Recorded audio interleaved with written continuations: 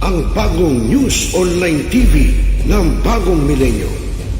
Millennial Online TV, ang katropa mo sa pagbabalita.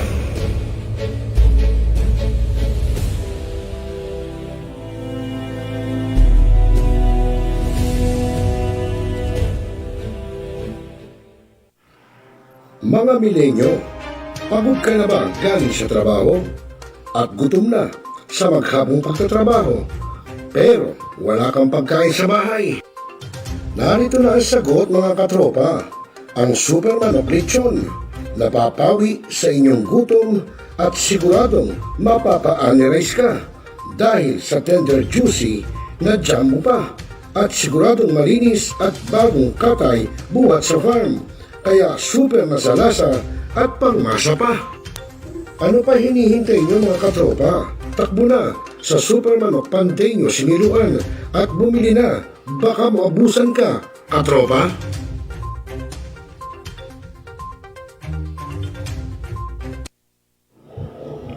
Responsable ka ng gun owner? At mahaba ba ang iyong pasensya? At hindi ba initin ang iyong ulo? Alam mo rin ba ang batas hinggil sa pag-iingat ng baril o firearms? Kung hindi, A responsible gun owner. Are you a responsible gun owner? Are you a responsible gun owner? Are you a responsible gun owner? Are you a responsible gun owner? Are you a responsible gun owner? The PNP Civil Security Group would like to advise all firearms holders to renew their license to own and possess firearms and firearms registration within 6 months before its expiry date.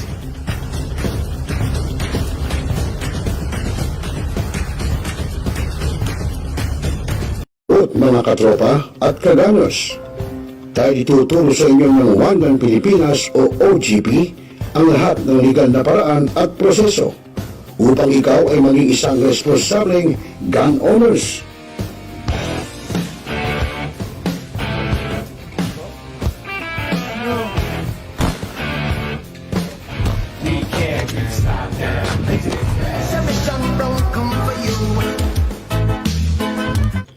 Ano pa hinihintay nyo, mga kagunners? Sali na sa One Gun Pilipinas ngayon na.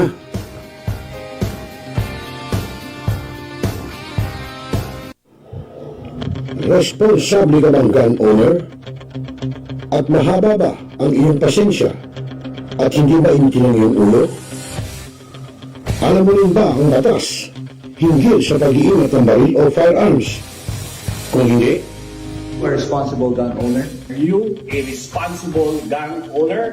Are you a responsible gun owner? Are you a responsible gun owner? Are you a responsible gun owner? Are you a responsible gun owner? The PNP Civil Security Group would like to advise all firearms holders to renew their license to own and possess firearms and firearms registration within 6 months before its expiry date.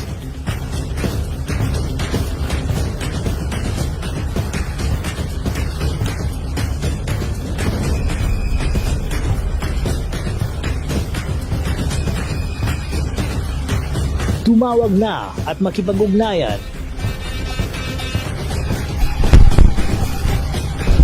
Be a responsible gun owner. One Gun Pilipinas ang sagot, mga katropa at kaganos. Tayo ituturo sa inyo ng One Gun Pilipinas o OGP ang lahat ng legal na paraan at proseso upang ikaw ay maging isang responsableng gun owners.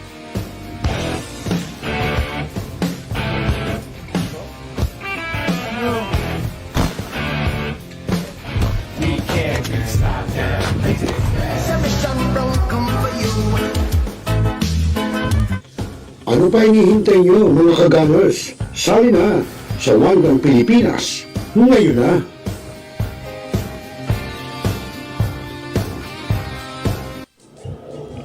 Responsable ka ng gun owner? At mahaba ba ang iyong pasensya? At Now, we are talakayin biggest destruction of dangerous drugs worth 1. Rebisahin, opinyon, malawaking, aksyonan. Kasama si Rosel Lopez, ang inyong katropa sa pagbabalita. Dito lang sa Millennial Online TV. Tutok na mga katropa!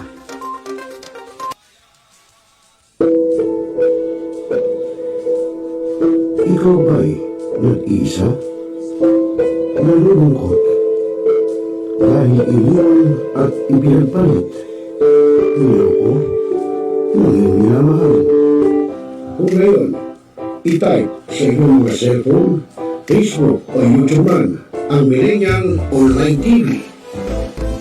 Dahil nasa Millennial Online TV na ang online realista ng bagong milenyo, si Randel Villanos. Sana'y di magmahil kung dati kung araw nang di pang bata sa piling ni nanay.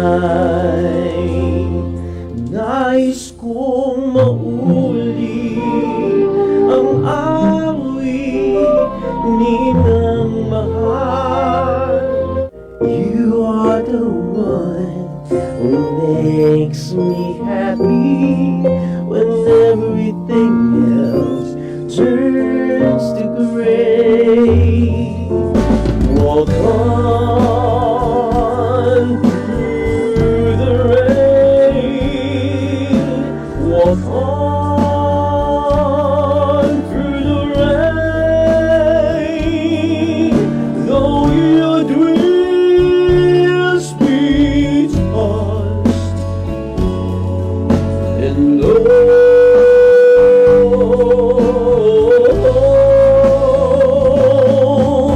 walk on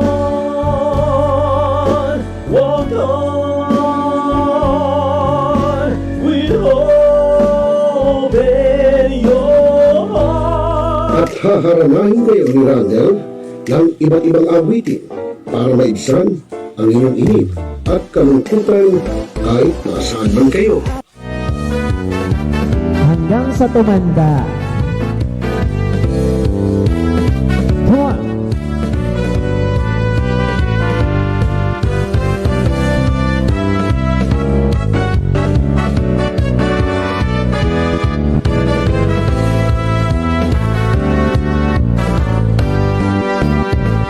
Kung matanda na, sana'y di tayo magbago.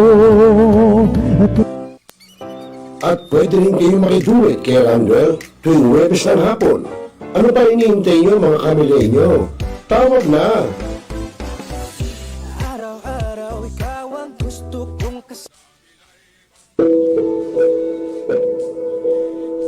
Ikaw ba'y nag-iisa? Nalulungkot? Dahil iniwan at ipinagpalit? Niloko? Ngayon minamahal? Kung ngayon, itype sa iyong mga cellphone, Facebook o YouTube man ang Millennial Online TV. Dahil nasa Millennial Online TV na ang online realista ng bagong milenyo, si Randel Villanos. Sana'y di magmahil kung dati kung araw nang di pang bata sa piling ni nanay. Nais kong mauli ang awit ninang mahal. You are the one who makes me happy when everything else turns to gray. Walk on through the rain. Walk on through the rain. Though your dreams be tossed Walk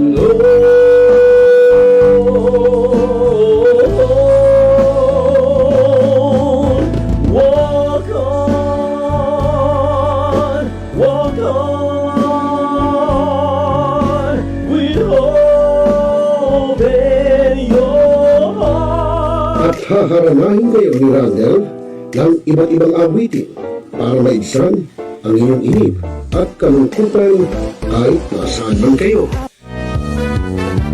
Hanggang sa tumanda.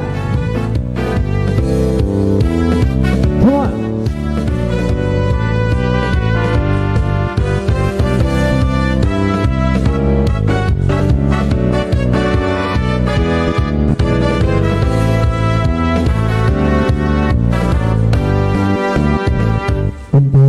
Matanda na, sana'y di tayo magbago. At pwede rin kayong makiduet kay Randall tuwing Huwebes ng hapon. Ano pa hinihintay nyo mga kamilenyo? Tawag na! Araw-araw ikaw ang gusto kong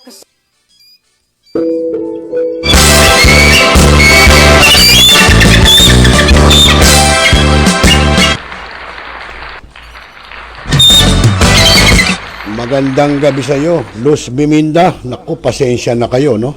Dahil ang oras natin ngayon sa Hudyat, alas 9:43 na po ng gabi, Philippine Standard Time. At yun, ginabi tayo dahil marami po tayong inaayos na mga bagay-bagay na yun nga, kaya tayo ginabi, no? At yung nakakaraan, hindi tayo nakakapag-remote live streaming dahil meron tayong naging punong abala doon sa aking Junakis, doon sa kanyang bahay, sa kanilang bahay. Okay, so bueno mga kaibigan, magandang gabi sa inyo. At kahit hating gabi na, ay late evening na, ay tuloy pa rin ang ating gagawang live streaming ng programang Mga Agila sa Bagong Milenyo. Magandang gabi po. Yan. Ito si Mr. J din, yung ating technical engineer, ay medyo ginabi na rin. Pero ano lang naman to, sandali lang, no? Kaya medyo nag-technical pa rin siya. Bueno mga kaibigan, ngayon ay araw ng linggo, ika-12 na ng buwan ng Mayo, taon 2024. At siyempre bago tayo magsimula, congratulations muna doon sa mga nagwagi, no, bilang bagong mga opisyal ng National Press Club of the Philippines dahil nagkaroon po ng eleksyon last week, noong nakaraang linggo. At siyempre po, ang isa po sa naging director dyan ay ang ating ate na aspirant, walang iba kundi si Ate Gina Mape. Abay, palakpakan natin. Ayan. Si Ate Gina Mape. Yan. At magandang gabi rin sa ating kagunners, mga kagunners natin sa One Gun Pilipinas. At syempre sa pangunguna po ng ating idol, ng ating admin na si Corixman. Sa susunod na linggo, Corixman, lalabas natin yung iba yung mga live, no? Ni Admin AJ. Pero yun muna sa'yo dahil nakita ko sa susunod, yun ang ating ilalabas. Okay, sa mga kaibigan, ano ba ang natin? Alam nyo, mga nagbabiral ngayon, katulad niya, no? Si Diwata. Ha? Talaga namang ako believe kay Diwata. Isipin mo, ha? Nagkaroon siya ng sariling negosyo na Pares Overload doon sa may Pasay. At nung nagbinabas siya, nag-viral, abay, napakarami hong tumulong. Ha? Napakarami hong nagbigay ng donasyon, no? Ha, may ilang sasakyan na ang kanyang natanggap at magkanong halaga na ang kanyang nakuha bigay ng mga kilalang tao katulad nila Rosmar, ng ibang negosyante na taga Jensen pa, iba pang nagbigay ng kotse, ng sasakyan, kaswerte. No, talagang tao pagsuswerte. Pero sa akin, hindi naman sana okay si Diwata, no? Natutuwa ako sa kanya at naawa ko dahil yung binabas siya ng mga tao, pero magaling siya. Pero sa akin, doon sa mga may pera, milyonaryo, milyonarya, para sa akin, may puhunan na si Diwata Kaya nga siya binabas, lumalakas yung kanyang Pares Overload. Sana, yung ibinibigay nyo na limpak-limpak, doon na lang sa mga talaga nangangailangan. Tulad ng mga halimbawa, street children. Tulad ng mga wala talagang hikaw sa buhay, no? At isipin nyo, ilang sasakyan na nagbigay, ano naman ni Diwata ang napakaraming sasakyan, di ba? Hindi naman sa inaano natin, pero okay si Diwata, mabait, nagsisikap sa buhay, no?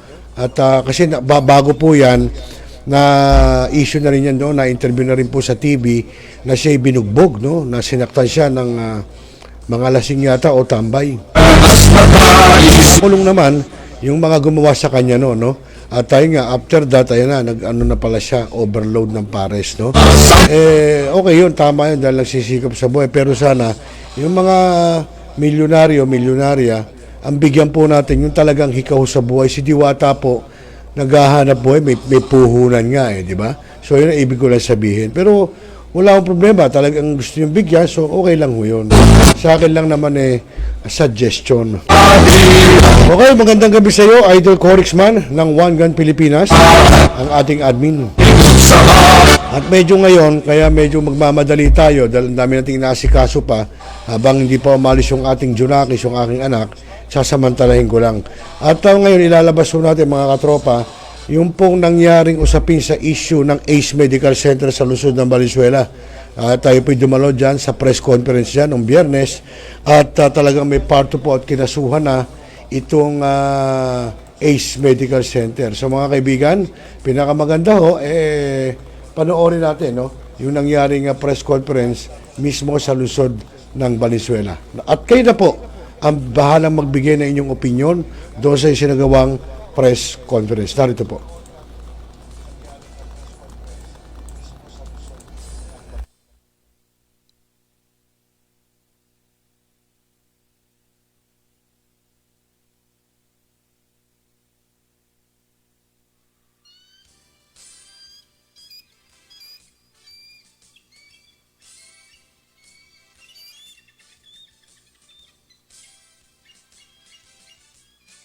I am Jillian Roldan, the Public Information Office of Valenzuela, your moderator for today's press briefing, May 10th, 2024.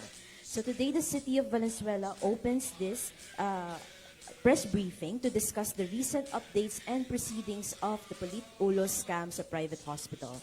So joining us here today were Honorable Mayor Wes Gatchalian, the city mayor, District 1 Councilor, wala pa po, okay.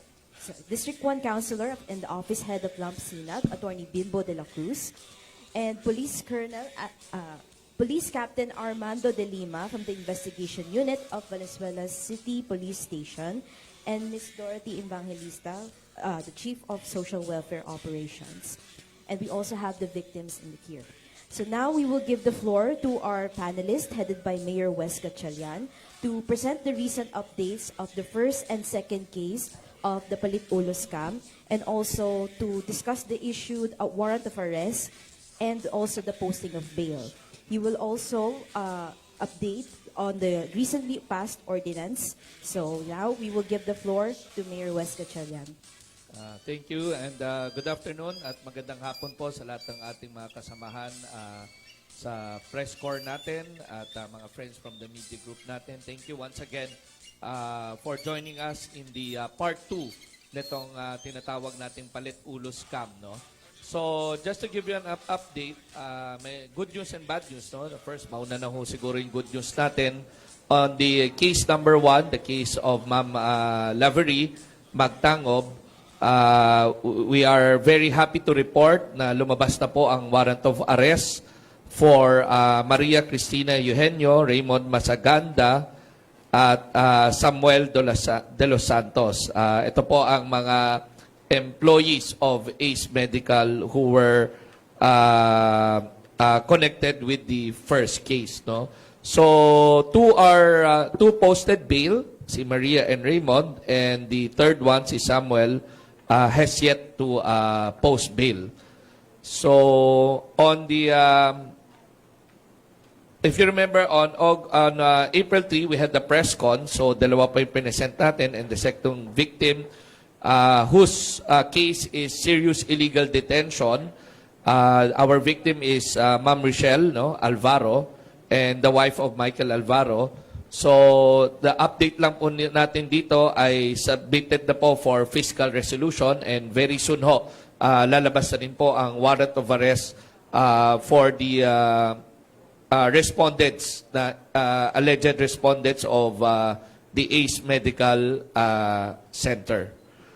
So, the bad news naman po, of course, pasalamatan ho natin ang Prosecutor's Office of Valenzuela for a speedy action on this case, and as well as Attorney Bimbo de la Cruz of our Lamp Sinag, no? our very own PAW here in Valenzuela na tumututok po sa kaso natin as well as ang ating kapulisan ho. So, the bad news here is after our press con on April 3, marami po kaming mga na-receive the calls, marami po mga reports na ho na lumapit po sa akin.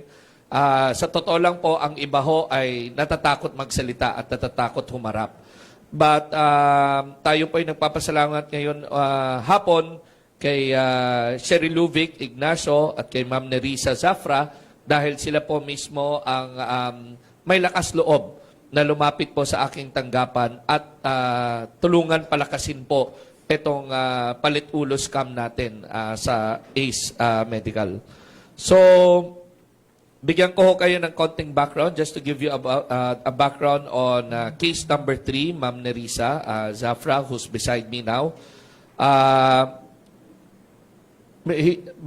She gave birth to a premature baby, no? So, ang medyo mabigat po ang kaso natin. Si Ma'am Nerissa is 38 years old. Nanganak ho siya sa ACE Medical, ngunit dinetain po ng 1 buwan ang baby mismo, no? So, unang-una pa lang ay I'm not a health expert pa naman, pero magulang ho ako. So, alam ko ho ang importance ng bagong panganak to be as close as possible sa nanay, no?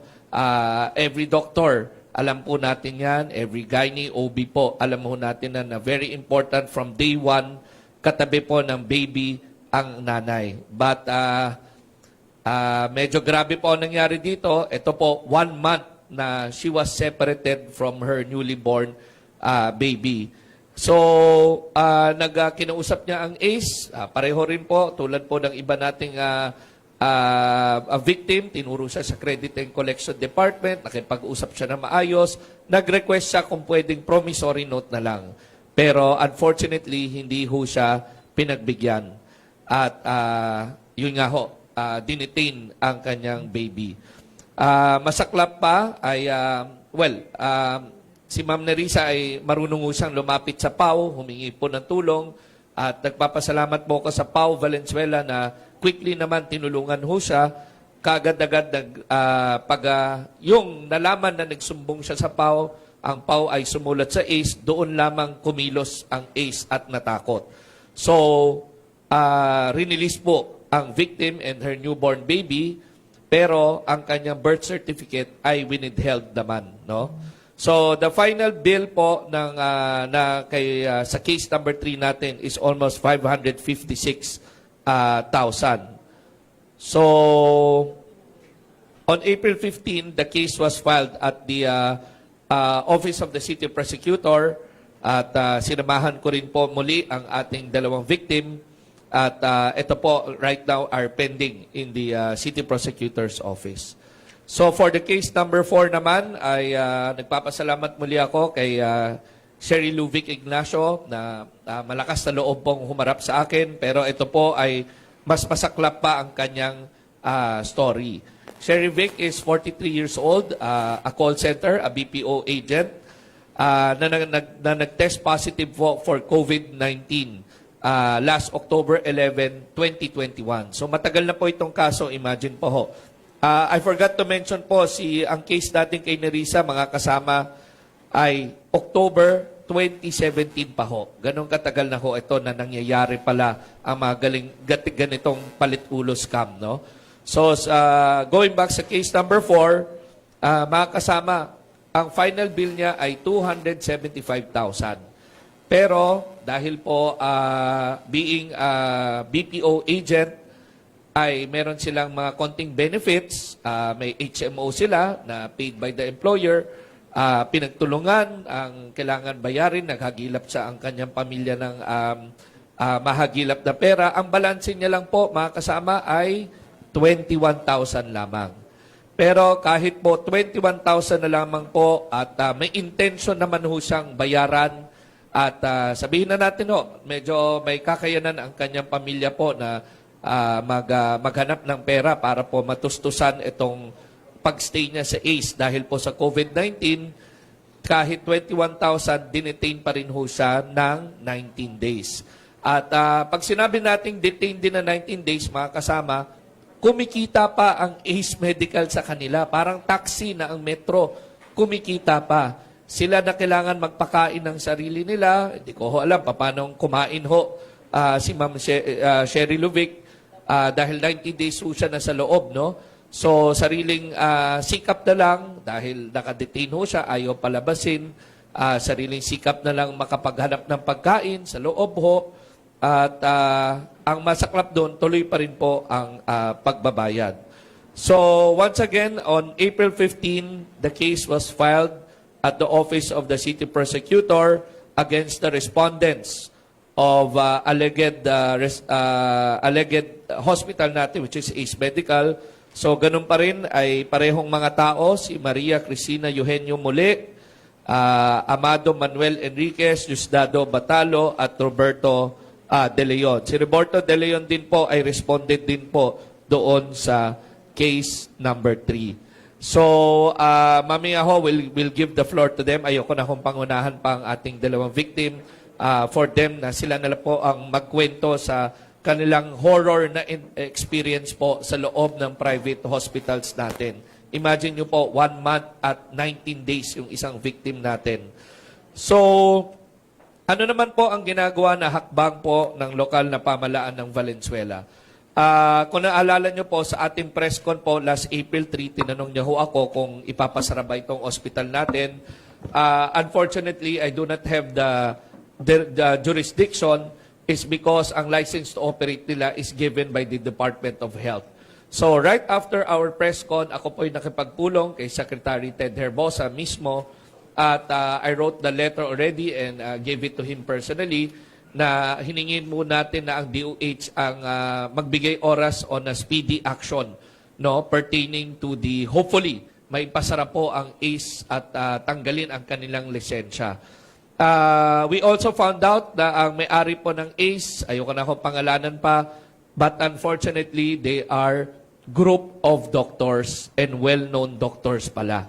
Hindi ho sila venture capitalists, hindi po ito investment banker, hindi ho sila owned by business corporate. Ang masakit dito, sariling doktor pa, mga doktor na owners, sila po sila pa po ang gumagawa ng ganitong mga palit-ulo scam sa loob ng ospital. Remember, ito pong mga doctors ho natin, nag-take oath yan. They took oath to PRC. And they took oath that their mandate is to take care of the welfare of the patients no, na nasasakupan ho sila. At mga kasama, kung maimbitahan ko rin ho kayo sa lobby ng Ace Medical Center, doon mismo sa lobby ng Ace Medical Center ay meron pong nakapaskil po sa kanilang lobby about the Republic Act on illegal detention and the Republic Act on the advance payment. No? Ano man tawag natin yung isa? Anti-deposit law. So sila mismo ang naglalagay sa lobby. Sila mismo ang nagpo-promote na meron tayong 2 batas, pero sila mismo ang hindi sumusunod. So, with the help of Lam Sinag, Attorney Bimbo, Vice Mayor Lori Natividad Borja, and the rest of the Valenzuela City Council, we are very proud and I'm very thankful na kaagad po nating na-hear at inimbita po, nagkaroon po tayo ng public hearing, andun po ang ACE, andun po ang Fatima, andun po ang other mga private hospitals natin, paukol po sa Ordinance number 1178 o tinatawag nating Valenzuela City Anti-Hospital Detention Ordinance. So, ito po ay napasa na sa third reading na ho. At siguro isi-share ko lang ho sa friends natin from the media, ano pa yung salient point na lang po ito. Unang-una, Article number 2 is the prohibition on detention of patients, no? And or patients' representatives, no? So, hindi lang po ito paukol sa patients, kundi po ang sinong relative or representative nila. So, it shall be unlawful for any healthcare institutions or healthcare workers to detain or to other cause directly or indirectly the detention of a patient and patient's representatives. Any person who may make a written notice and demand from the healthcare institution shall release the patient's or patient's cadaver or patient's representative within 3 hours from the personal service of the notice. Article 3, the prohibition on non-issuance of death certificate or birth certificate. So dahil po sa experience natin kay victim number 3, kay Ma'am Nerissa Zafra, ay alam niyo po ang death certificate or birth certificate ang madalas sino-hostage. Ngunit mga kasama, lalong-lalo na ang birth certificate, very important po yan tulad po sa baby niya. Very important po yan. So under po Ordinance number 1178, it shall be unlawful for any healthcare institutions or healthcare workers to refuse to issue or withhold the issuance of birth certificate or death certificate to a patient or a patient's representative on the sole ground of non-payment of healthcare services. So, mga kasama, ito pong ordinansa natin ay retroactive, meaning ang dating mga kaso dati ng pag-withheld or meaning kailangan po i-release ng lahat ng private hospitals po dito sa Valenzuela within 90 days ang mga hindi pa po nare-release ng mga death certificate or birth certificate. Next is Article 5, Article 2 and 3 muna. Kung dati-rati po, ang employees lang po ang pwedeng kasuhan, ngayon po dito sa ordinansa ho namin, pinatibay pa ho namin lalo ito. Na sa mga ganitong kaso na paukol po sa buhay ng pasyente, ay kasama na po ang chairman, ang president, ang managers, medical directors, and the whole management po sa pwedeng kasuhan natin. So that's in Article 2 and 3. Kasama na rin po, mga kasama, take note, no? Sa batas ko kasi natin, ward lang po ang pinag-uusapan. So ngayon po with our new ordinance, ito po ay kasama na po ang private rooms at non-private rooms sa ating ordinansa. Ano pa ho ang magiging penalties ng mga hindi ho sumusunod na ospital? In Article 4, the penalties first offense 200,000 or suspension of business permit for 30 days. Second offense is 300,000 or suspension of business permit for 60 calendar days.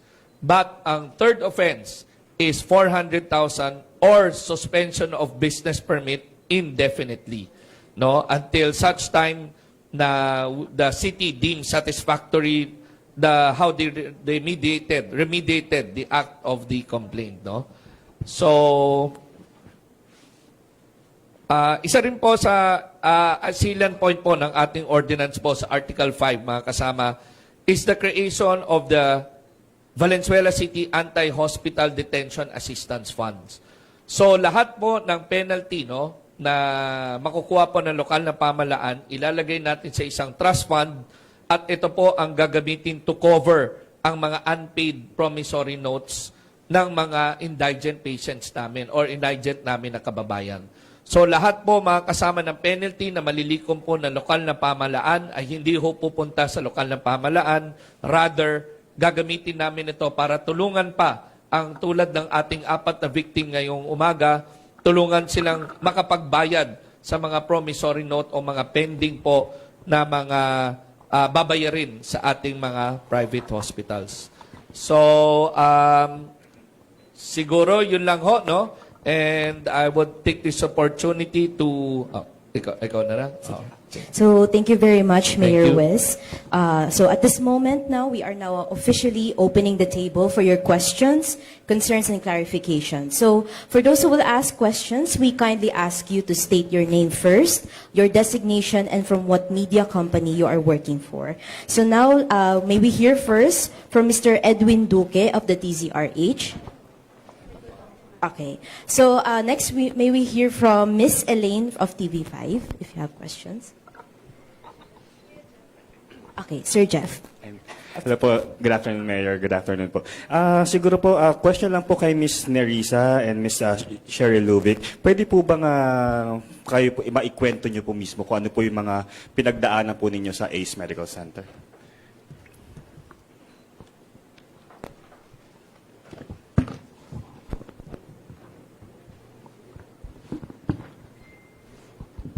babalikan ko po lahat ng ginawa ng Ace Hospital sa anak ko. Ayoko na kasi isang bangungot po yung ginawa nila sa amin. Alam po nila, nang hihingi na lang ako ng pagkain sa mga pasyente, yung mga bantay ng pasyente sa ospital para pakain sa anak ko na iwan sa bahay. Yung ultimong pasyente ko nasa ospital nila, doktor, mga nurse, nagbibigay, nag-aambagan para sa pambili ng gamot na hindi ko na kayang ibigay. Ganun po sila kalala. Nagmamakaawa ko sa admin, kay Miss Tina, bigyan ako ng promissory note kasi walang-wala po kami. Nung nalaman po nila na meron akong demand letter galing sa PAO, bakit biglang may lumitaw na promissory note? Ganun po sila kalupit sa mga alam nilang hindi nagsasalita. Yun lang po. Gaano po katagal po uli kayo nawalay po sa inyong anak, ma'am? Ano po, bali po, that October po, pwede na po siyang ilabas eh. Clear na po siya. Nililibot na nga po siya ng nurse sa loob ng NICU. So sabi po, hindi pa rin daw po pwede kasi wala nga po akong pambabayad. So nagstay po kami na almost 3 months. Yung dapat na panahon na ibibigay ko sa anak ko, maalagaan ko yung lahat ng una sa kanya, hindi ko na ibigay. Ganun po. Bali 1 month po. Councilor. Base ho sa sinumpaang salaysay ni Ms. Nerissa, nanganak ho siya sa ACE Medical Center noong 14 August 2017. Meron na ho siya, binigyan na ho siya ng discharge order o may go home noong October 20, 2017. Pinalabas lang ho siya sa ospital, yung sanggol, noong November 29, 2017. Yun po yung timeline sa kaso po ni Ms. Nerissa. Si Ma'am ano naman po, Ma'am Cheryl Luvic? Hello, good afternoon po. Sa case ko naman po, COVID lang po siya. Bali, mild COVID lang siya. Bumasok ako ng ACE kasi nag-40 degrees ako and then nag-difficulty of breathing ako. So, ayun, since may HMO ako, so medyo natulungan yung bill ko. Kaya lang, yung the rest of my family also, lahat kami nagka-COVID. Bali, 7 kaming lahat. 2 kaming nasa hospital, yung 5 nasa facility ng Valenzuela. So, ang nangyari po kasi, everyday akong humihingi sa kanila ng update sa bill ko kasi nga alam kong naka-HMO lang ako. And yun lang yung paraan ko para kung sakasakali mabayaran yung bill ko and all. Araw-araw kong kumakatok, kumusta na po yung bill ko, ano na po yung bill ko, nakukulitan na po sila sa akin pero wala po silang binigay. Nung binigay na po nila yung bill ko, yun yung time na wala na po, bali, sent home na ako ng doktor. And dun po nila sinabi sa akin na, max out na po yung card nyo. Sabi ko, paano po yun? Wala po akong pambayad kasi ang meron lang ako yung HMO ko. And yun ang sabi na kailangan kasi na, na bayaran yun. Sabi gano'n. Hanggang sa, sabi ko, pwede po bang mag-request ng promissory note? Hindi po honor dito ang promissory note. So, ayun na, nagsimula na ako magkaroon ng anxiety attack kasi hindi ako po yung earner ng family. Bali, though, yung mga anak ko, 5 sila at yung partner ko, actually, nandito siya. Isa siya sa witness ko kasi siya yung talagang naglakad, siya yung gumawa ng paraan para mailabas ako. So, sabi ko na, sige, gawan po namin ng paraan. Ang gagawin na lang po is yung partner ko po kasi nasa facility pa siya. Iintayin kong makalabas siya para mailabas ako. So, the time na nandun ako, pataas po ng pataas yung bill ko, COVID lang po yung aking kaso. And supposed to be kung COVID dapat 7 days lang po.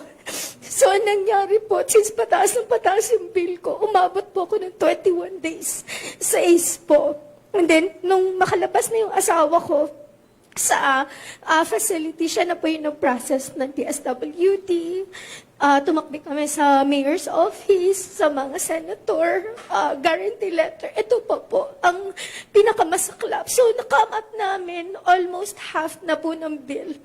Sabi ng ACE, hindi po pwedeng ilabas basta wala pong cash value.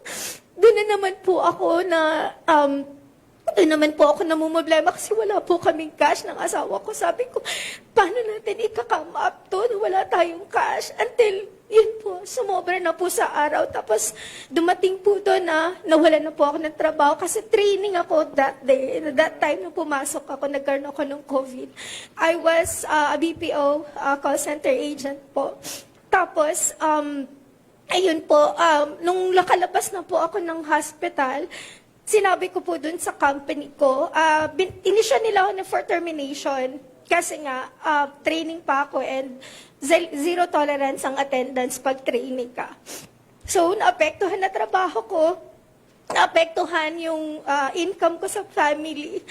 The day nawalan ako ng trabaho, wala kaming ginawa kundi pumunta sa CSWD, manghingi lang po ng pagkain, ng pera, kahit sino po. And that time, ang hirap pa po lumapit kasi kailangan po na meron kang appointment, gano'n. So, sobrang hirap po ng dinanas ko. Nagkaroon ako ng emotional breakdown, nagkaroon ako ng suicidal tendency, up to a point na yung asawa ko sinabi ko, kung hindi mo ako ilalabas dito sa hospital, tatalon ako sa bintana. Sabi ko gano'n sa kanya.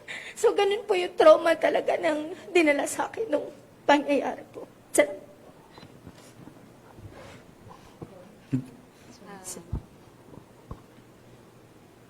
Good afternoon po. Von Aquino po from GMA. Ma'am, sorry to hear that. So, nung nagstay kayo doon, ma'am, for 21 days po, after 7 days, magaling na talaga kayo, pero ayaw lang kayong palabasin.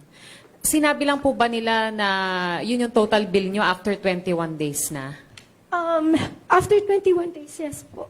Yun po yung sinabi nilang total bill namin. Pero before po mag-arrive kayo sa 21 days, magaling na po kayo? Yes po. May sent home na po ako, sabi ng doktor. Actually, ito pa. Binigyan nila ako ng promissory note kung kailan na nagkiusap na ako sa doktor. Kasi sobrang tagal ko na sa ospital. So, nakiusap ako sa doktor. Sabi ko, Dok, paano po ito, Dok? Kasi ang natira sa akin is professional fee na lang po kasi. One other thing is that wala pong PhilHealth coverage. COVID po siya. Supposed to be my PhilHealth coverage siya. Pero hindi po ako binigyan ng PhilHealth coverage ng ACE. So, ang nangyari is naging out of the pocket ko po yung professional fee. So, yun po yung binabayaran ko nung time na yun. And yun po yung nangyari. Pero ma'am, natansya nyo po ba kung magkano lang sana yung bill nyo against dun sa siningil nila sa inyo? 150,000 po plus siguro nasa mga 180, mga ganun po siguro yung naging bill ko na time. Bago pa po mag-max out like 300. Kasi umabot po ako na almost 300,000 po. Almost 300,000. Pero dapat po mga 180 yes po. lang. Kaso, since nga detained po ako sa hospital, pataas yung bill ko. So, I'm paying for my room and board. I'm paying for yung binibigay nila na check ako, ganyan, meron silang, binabayaran ko po lahat yan sa araw-araw po. So from 180 naging 300,000 po. Yes po. Ma'am, same question po kay Ma'am Nerissa. Kung magkano lang po dapat, tapos tumalo ng how much po yung bill po ninyo?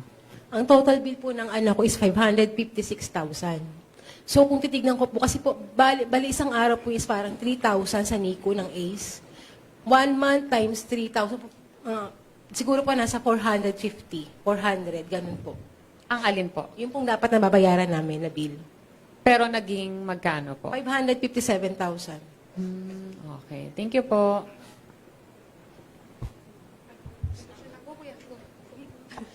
Good afternoon, Elaine Fulgencio po of TV5. Balik lang po ako kay Mayor.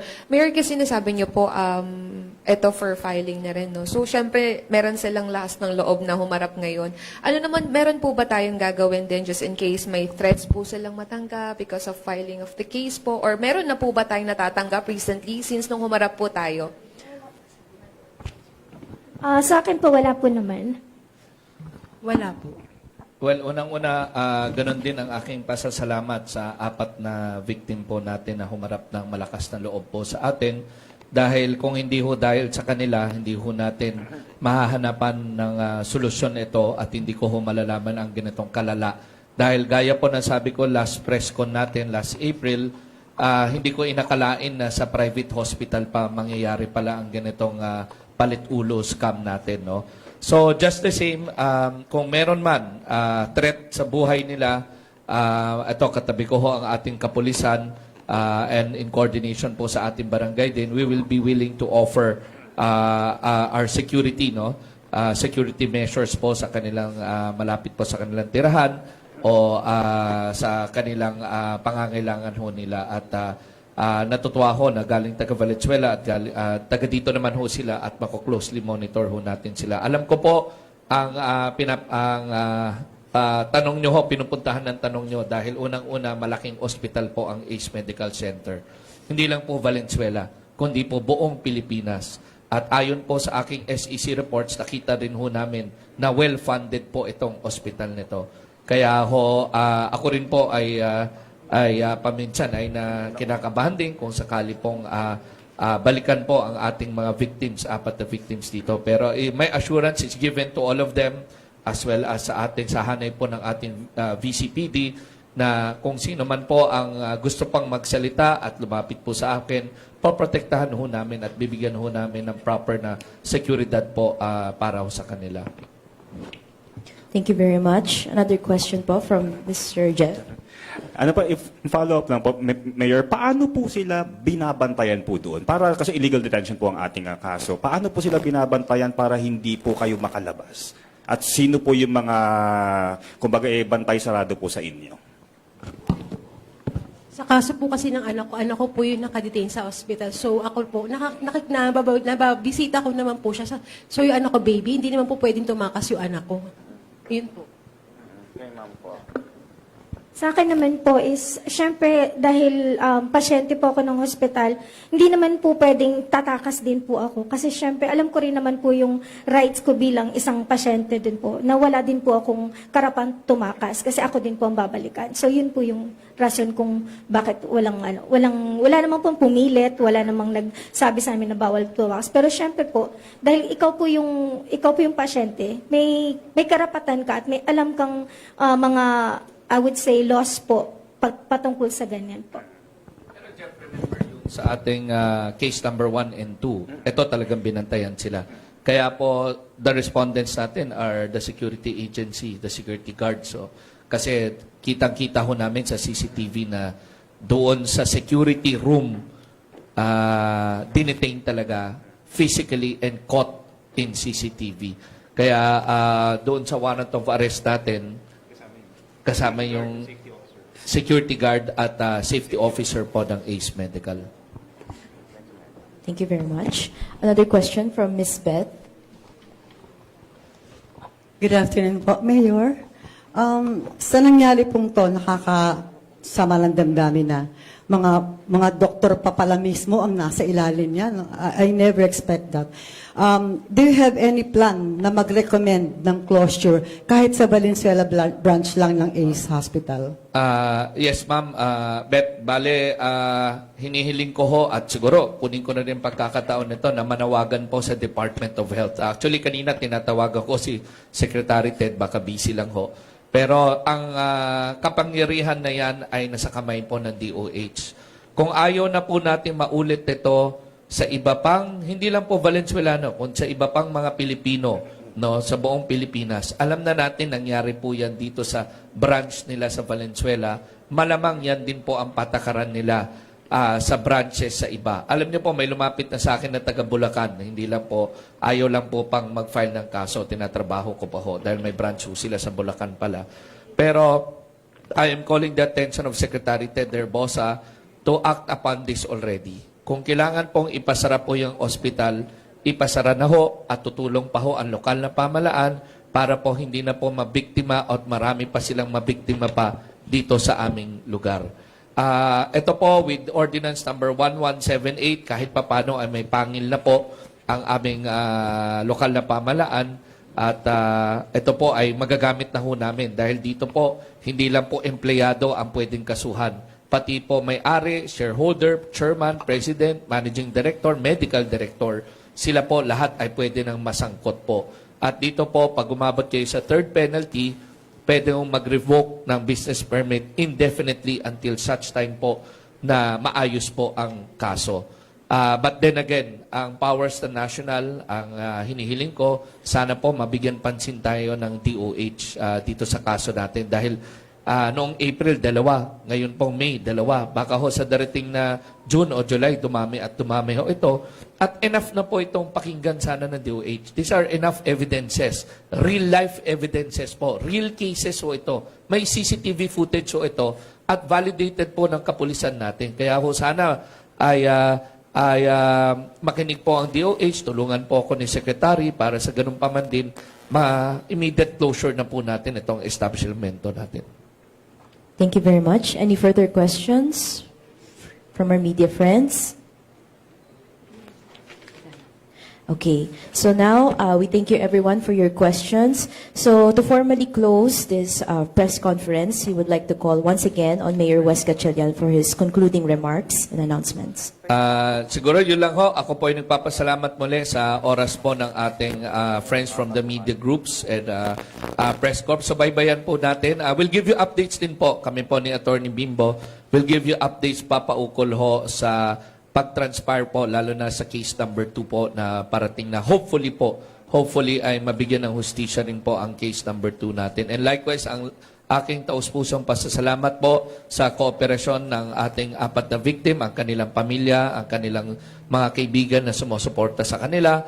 At muli po akong likewise po sa ating kapulisan, sa LAMSINAG at sa CSWD. At likewise po, inuulit ko lang po ang aking panawagan sa aking mga kababayan na wag ho kayong matatakot pong humarap kung kayo po ay naging biktima. At ito pong panawagan natin, mga kasama, ay hindi lamang po sa mga patients, kundi po ang empleyado mismo sa loob ng ACE Medical. Kung may nakikita ho kayong maling ginagawa ng inyong management at winawarningan kayo na wag hong lumapit sa akin, kaya ko pong protektahan kayo at nanawagan ho ako na wag ho kayong matatakot. Kung ano po ang tama, yun po ang tama. Lumapit ho kayo at gagawin natin lahat po ng makakaya natin para po mabigyan ng hustisya at tamang customer service sa ating mga kababayan. So good afternoon po sa inyong lahat. Thank you very much, Mayor Wes. So once again, thank you very much everyone for joining us at this press conference. So before you go, we also prepared simple refreshments and cocktails for you to enjoy. Thank you once again and good afternoon.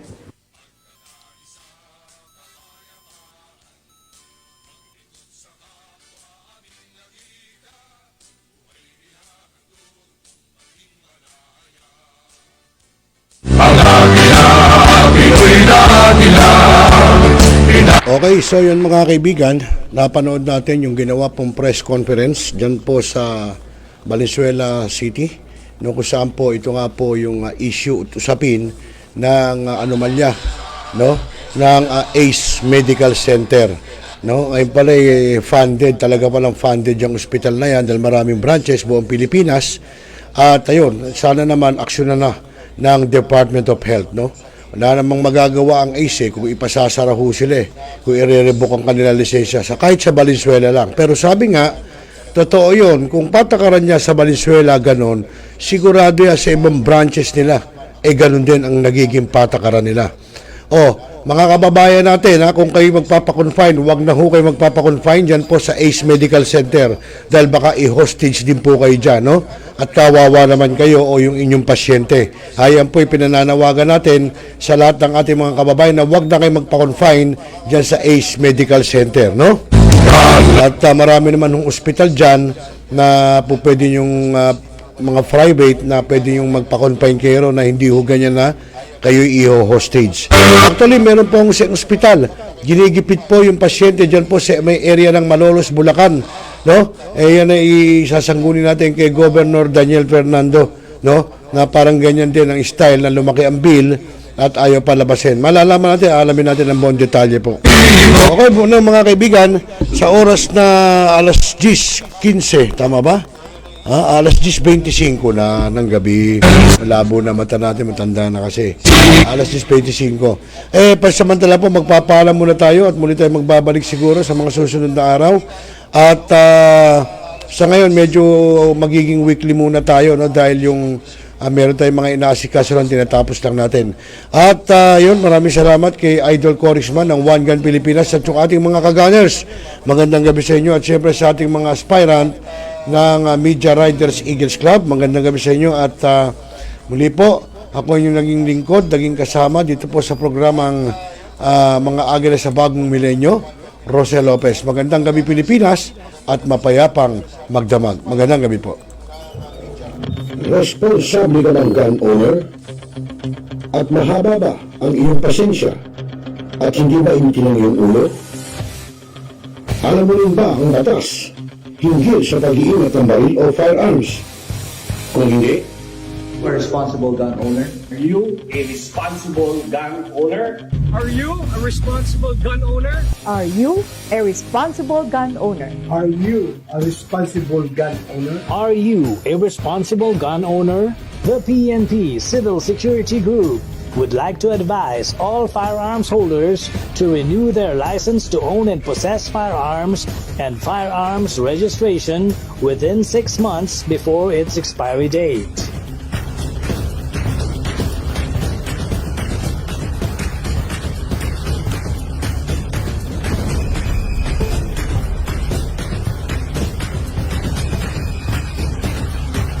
Tumawag na at makipag-ugnayan.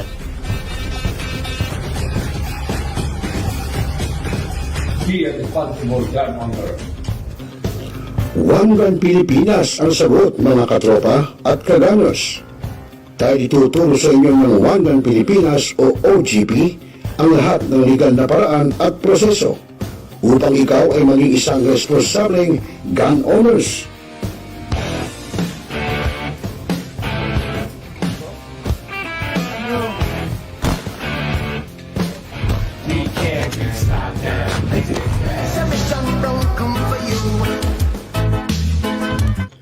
Ano pa hinihintay nyo, mga kagamers? Sali na sa One Gun Pilipinas ngayon na.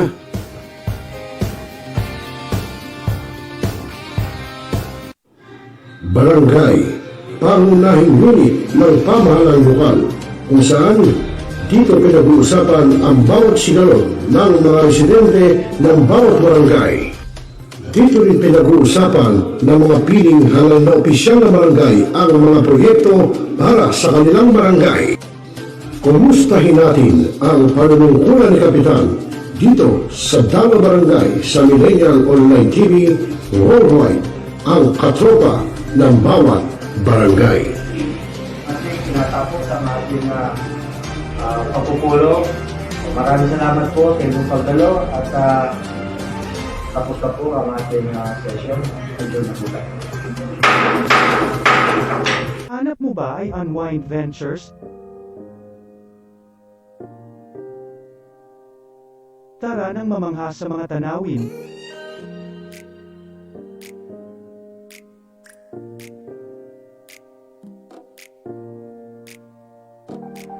Ano man ang iyong travel goals?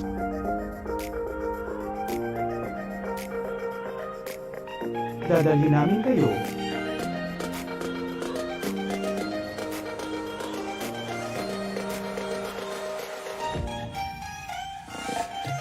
Sa Unwind Ventures at saya.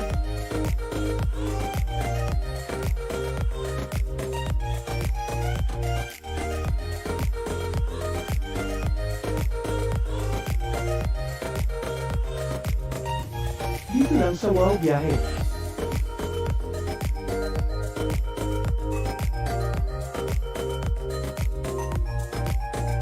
Kaya wow, di ba? Abangan dito lang sa Millennial Online TV. Now,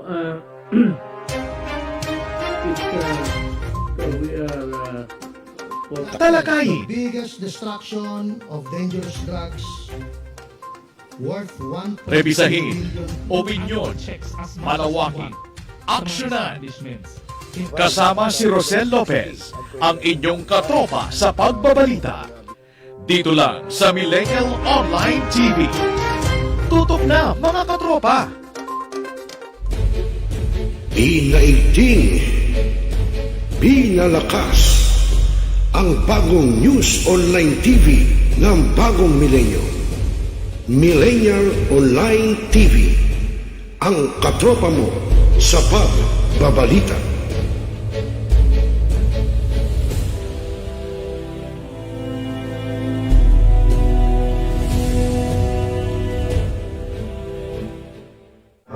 Hi, this is Sopang Hilario doon. Nananawagan ako sa ating mga katropa, no? At mga kaibigan, mga kababayan, na palaging tumutok sa Millennial Online TV. At yan ay pinangunahan. At yan ay pinangangasiwaan ng aking kaibigan na si Rosel. At ang mga nanonood dyan ay hindi bobo!